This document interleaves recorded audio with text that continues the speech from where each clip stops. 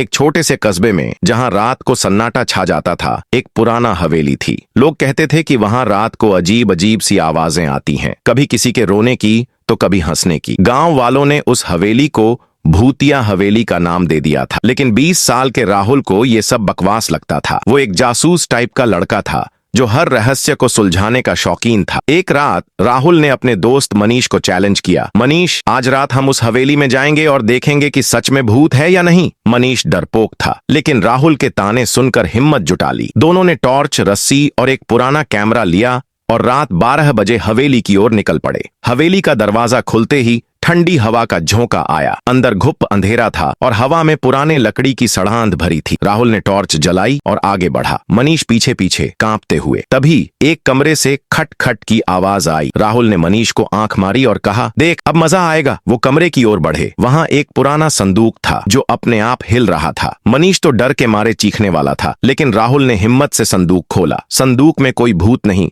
बल्कि एक पुराना रेडियो था जो अपने आप चालू हो रहा था। राहुल हंसा, देखा, मैंने कहा था सब बकवास है। लेकिन मनीष की नजर दीवार पर पड़ी जहां एक तस्वीर थी। उसमें एक औरत थी जिसकी आंखें बिल्कुल राहुल जैसी थीं। मनीष ने डरते हुए कहा, राहुल, ये तो तेरी शक्ल से मिलती है। राहुल ने तस्वीर को गौर से देखा और हंसकर टाल दिया, अरे पुरानी तस्वीर होगी, कोई बात नहीं। दोनों आगे बढ़े। सीढ़ियों से ऊपर जाते वक्त एक कमरे से रोने की आवाज आई। राहुल ने दरवाजा खोला तो देखा एक लड़की कोने में बैठकर रो रही थी।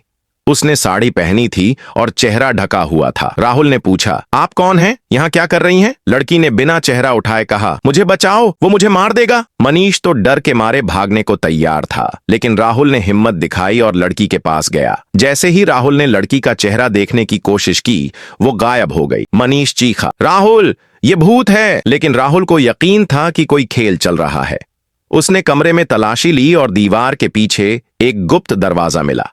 दरवाजा खोला तो एक सीढ़ी नीचे की ओर जा रही। दोनों नीचे उतरे। वहां एक कमरा था जिसमें ढेर सारे पुराने कागजात और एक डायरी थी। डायरी में लिखा था कि हवेली में 50 साल पहले एक औरत रहती थी जिसका नाम राधा था। उसे उसके पति ने धोखे से मार दिया था और उसकी आत्मा अब भी हवेली में भटकती है। राहुल को यह सब डरावनी कहानी लग रही थी, लेकिन तभी उसे डायरी में एक तस्वीर मिली। वही तस्वीर जो ऊपर दीवार पर थी और उसमें लिखा था, राधा मेरी बेटी। राहुल का दिमाग चकराया। तभी मनीष ने चीखकर कहा, राहुल, पीछे देख। पीछे वही लड़की खड़ी थी और अब उसका चेहरा साफ दिख रहा था, बिल्कुल राहुल की मां जैसी। लड़की ने कहा, राहुल, तू मेरा बेटा है। मैंने तुझे बचाने के लिए गांव में छोड़ दिया था। तेरे पिता ने मुझे यहां कैद किया था। राहुल को यकीन नहीं हुआ। उसने सोचा ये कोई भूतिया चाल है। लेकिन तभी लड़की ने एक लॉकेट निकाला, वही लॉकेट जो राहुल की मां उसे बचपन में देती थी। राहुल का दिमाग सुन्न हो गया। क्या ये सच में उसकी मां थी या कोई और रहस्य? तभी हवेली में तेज हवा चली और एक काली छाया दिखी। वो छाया हंस रही थी और बोली, राहुल, तू यहां से नहीं निकल सकता। राहुल ने हिम्मत दिखाई और छाया की ओर टॉर्च फेंकी।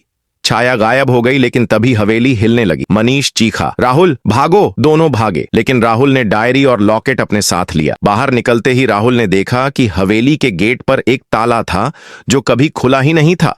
फिर वो अंदर कैसे गए?